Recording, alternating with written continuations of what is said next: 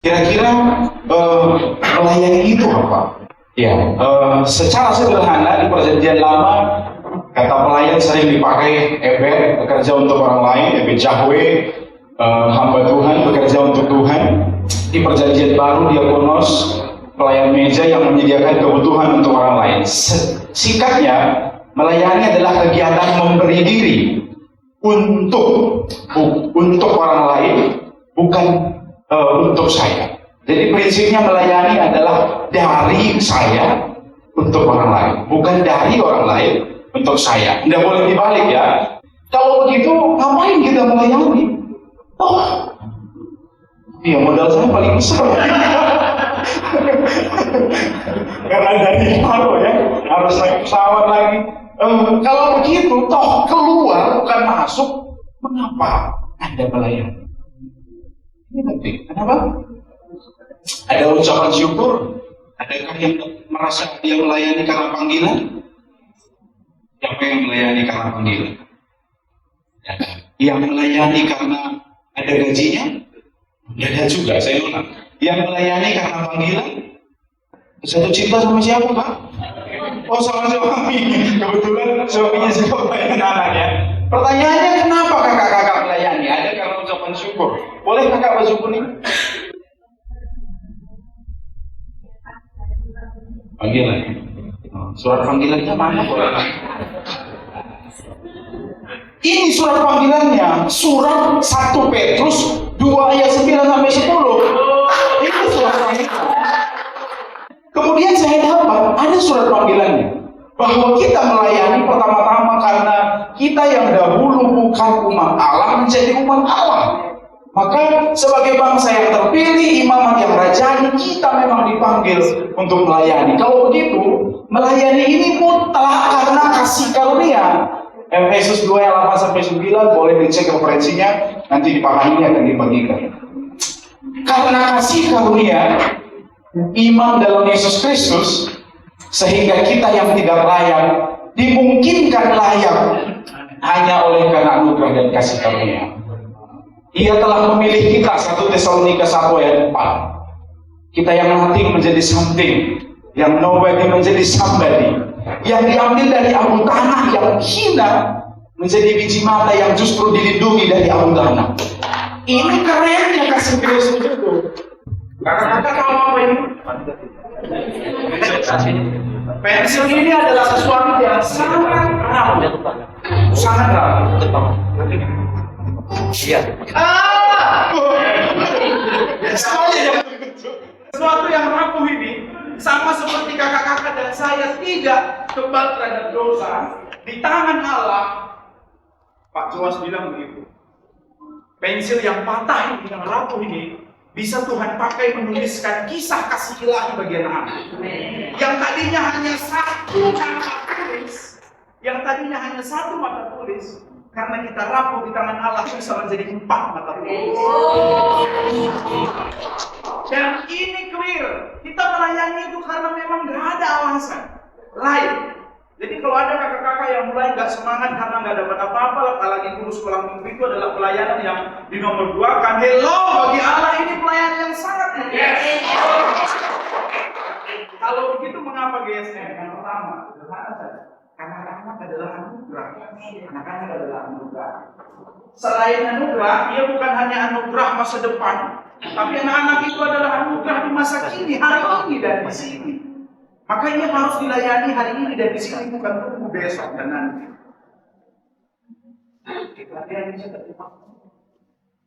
Kira-kira terjemahannya begini. Jika kamu nggak punya apa-apa pun yang untuk dibagikan untuk anak-anak, yang dapat dibagikan untuk anak-anak, dia tahu cukup selama dia punya Tuhan. Zaman kita ini sedang berlomba untuk mencuri anak-anak. Maaf, bagi narkoba, bagi hoax, bagi video pornografi, anak-anak adalah makanan empuk.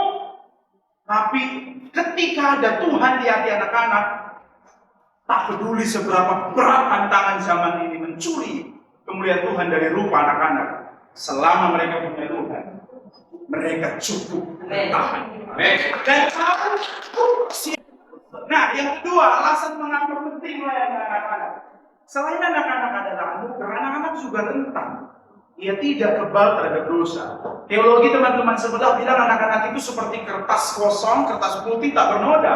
Tidak, anak-anak yang kita pahami dari sudut pandang Kristen punya benih dosa. Justru itu ia perlu diperlengkapi dengan firman.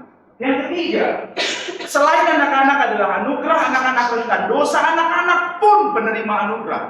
Yesus sudah menunjukkan teladan melayani anak-anak. Ada anak-anak perempuan Yairus, anak-anak juga Bernaum, anak yang sakit ayam, dan seterusnya. Bahkan satu pesan lantang yang Yesus sampaikan, biarkan anak-anak itu datang kepada. Maka kalau ada kakak-kakak yang mengajar anak-anak tidak semangat, itu bentuk bahwa kakak-kakak sedang menghalangi anak-anak itu datang dengan maksimal kepada Tuhan. Dosa itu dosa. Dan terakhir, kenapa harus melayani? Ini amanah. Jadikanlah semua bangsa murid. Tidak ada perintah jadikanlah bapak-bapak murid. Semua bangsa, termasuk anak-anak. Nah, kalau begitu, tinggal sedikit waktu. Kalau kita sudah sepakat bahwa melayani adalah panggilan, surat panggilannya jelas tadi. Apa yang mau kita sasar dari pelayanan kelas kita? Karena sebagai guru sekolah minggu akan diperhadapkan dengan kelas anak ya. Apa yang menjadi sasaran kita, capaian kita dalam pelayanan kelas anak? Karena tujuan akan menentukan metode yang kita gunakan. Karena tujuan saya adalah Solo, maka saya gunakan pesawat. Kalau tadi tujuan saya hanya di Medan, mungkin saya pakai bus. Karena apa pakai pesawat itu nggak ada di Medan dari kampung saya, begitu. Tujuan menentukan apa metode yang akan kita pakai. Ini ada dua, itulah. Karena masih fresh graduate, saya banyak belajar jurnal. Ini ada dua pertentangan teologi. Yang pertama, ada tujuan sekolah minggu, kelompok teolog yang setuju bahwa kelas itu harus bersifat menghibur. Ada yang mutlak nggak boleh kutip ilustrasi dari luar. Alkitab sudah cukup, fokus saja pada kebenaran firman. Yang mana kira-kira menjadi orientasi pengajaran kita? Di Yohanes 6 ayat 25 sampai 27, Yesus mengutuki, ini saya nggak maunya baca bersama, tapi saya kutip saja. Yohanes 6 ini, satu waktu ada datang banyak orang menghampiri Yesus, lalu Yesus bilang, aku tahu engkau datang bukan karena tanda-tanda yang kubuat. Engkau datang karena aku menyediakan roti. Maka kalau kakak-kakak menyediakan kelas hanya supaya kebutuhan badani anak-anak dan kebutuhan psikis anak-anak terpenuhi, bahkan ada paling parah, maaf kakak, pendeta di GBKP sekarang tahu nggak? Ketemu, bukan nanya apa tafsiran nats ini, apa yang bisa kita bagikan, ketemu, apa ilustrasi lucu besok, kelas-kelas teologi kita diubah menjadi kelas-kelas stand up. Aku nggak fanatik, aku juga kalau ngajar sekolah minggu bikin lawak. Tapi kalau hanya itu, anak-anak justru menjadi objek. Mereka tertawa, lalu kelas diukur sukses kalau anak-anak tertawa. Itu dosa. Sekali lagi, itu justru apa ya? Menjadikan anak-anak punya mental iman yang terlalu lembek seperti tahu. Tapi apakah boleh juga hanya firman? Yesus juga mengutip banyak ilustrasi supaya firman itu mendarat. Nah, saya mengajukan satu hipotesa. Gereja Hakeko terinspirasi dari sebuah lagu hahaha hehehe ho ho ho. Gereja Hakeko, gereja yang happy. Happy yang pertama harus dipastikan karena kabar sukacita Yesus itu. Bukan karena alat yang lain. Yang pertama sumber happy-nya harus jelas adalah firman yang membebaskan. Yang kedua gereja yang sehat. Yang ketiga gereja yang holy, sederhana. Dimulai dari holy ya, berpusat pada Yesus Kristus, itu yang benar. Lalu yang kedua, karena pusatnya Yesus Kristus, pertama-tama GSM harus menghidupi firman. Kakak-kakak, khotbah yang paling benar bukan 1000 pesan, tapi satu contoh teladan. Jadi GSM harus jadi teladan hidup anak-anak. Jangan GSM-nya bilang, Yesus itu rendah hati, Yesus itu sabar, lalu anak-anaknya ribut sedikit. Anak soboy gitu. GSM harus setia pada Alkitab. Halo, sangat kosong ini loh. Bagaimana mungkin kakak-kakak berbicara tentang Alkitab, sedangkan kakak-kakak pun tidak membaca Alkitab? Maka baca Alkitab itu harus selesai, titik. Maka kalau ada kakak-kakak yang gak setia baca firman, lalu sok menjadi pengkhotbah, menjadi pembawa firman, bertobatlah terlebih dahulu. Nah, dan karena kita tahu bahwa Allah itu tidak terbatas sebagai firman. Ingat ya, firman Allah itu tidak terbatas. Kita sebagai GSM yang mengkhotbahkan firman terbatas, anak-anak sebagai penyambung firman terbatas, bahasa yang kita gunakan dalam merangkai kata-kata Alkitab juga terbatas, maka kita butuh kekuatan yang tidak terbatas, Roh Kudus. Siapa yang menghalangi anak-anak datang kepadamu? Ada jelas kalimatnya. Dia tidak bilang, oh jangan, halang-halang itu bukan begitu.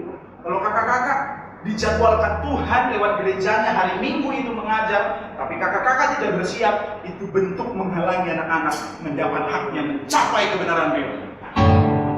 Tidak usah.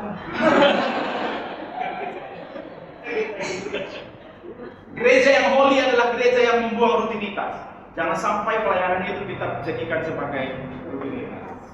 Ini gereja yang kudus. Yang kedua, gereja yang sehat.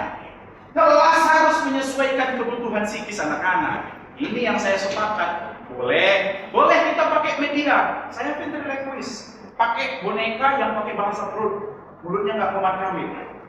Boleh, tapi ingat, isinya adalah firman. Kemasannya boleh ilustrasi, boleh gimmick, boleh cerita lucu, boleh cerpen, boleh alat peraga. Tapi ingat, gereja yang sehat, isinya harus lebih mendominasi kemasannya. Gak boleh kemasan yang menentukan apa isinya. Kayak pendeta kami mau khotbah, cari ilustrasi lucu, kebetulan lucu, baru diarahkanlah isi khotbah supaya bisa masuk ilustrasi lucu. Itu sudah sakit. Ya, jadi pastikan pengajaran gereja yang sehat, isinya yang menentukan apa kemasannya. Ada kemarin lupa buat gambarnya, ada foto sempat viral, tempat makan itu WC, ya, sempat viral. Lalu kloset itu bakso. Kira-kira kakak-kakak selera nggak makan? Ya. Ini bentuk bahwa seenak apapun isi, kalau kemasannya nggak bagus, tetap aja. Lalu yang kedua, kalau bagus sekali kemasannya, lalu kakak-kakak dapati isinya basi, masih mau beli nggak besok? Jadi ini sama-sama penting. Gereja yang sehat tahu komponennya. Sebatas apa menentukan kemasan, sebanyak apa menentukan isi. Lalu yang kedua, nggak boleh ada labeling. Kalau aja anak-anaknya aktif, rajin bertanya, ingat namanya. Kalau anak-anak yang bandeng, gitu, nggak boleh. Apalagi anak-anak yang ingusan, kotor, gak good looking gitu, nggak boleh. Harus sama. Yesus tahu ada 9 itu karakter orang-orang di sekitar Yesus yang semuanya Yesus layani dengan karakternya masing-masing. Ini gereja yang sehat. Sekali lagi, poin terakhir di gereja yang sehat, dulunya mesti jadi terang. Karena kakak-kakak adalah imaman yang rajin. Yang terakhir, gereja yang happy. Ini yang boleh pakai alat peraga. Kalau di GBKP itu wajib, nggak boleh nggak? Ya memang harus. Itu kebutuhan anak-anak. Iya. Jadi kakak-kakak, sudah jangan waktunya dong berubah. Nggak boleh mengajar anak-anak dengan asal-asal. Harus persiapan memang. 4 hari cari alat peraganya setelah bahas isi firmannya ya. Wajib itu sebagai imamat rajani yang mengasihi anak-anak. Karena Yesus pun tidak mau mengasihi kakak-kakak dengan cara yang murahan. Dia bayar mahal sampai mati. Kakak-kakak juga harus bayar mahal untuk mengajar anak-anak. Model kelas kita ya interaktif, efektif, holistik, tematik, integratif, kontekstual, berpusat pada Tuhan, fokusnya harus pada anak. Jangan pada GSM-nya. Oke ya. Kira-kira ini saja yang mau saya sampaikan ya.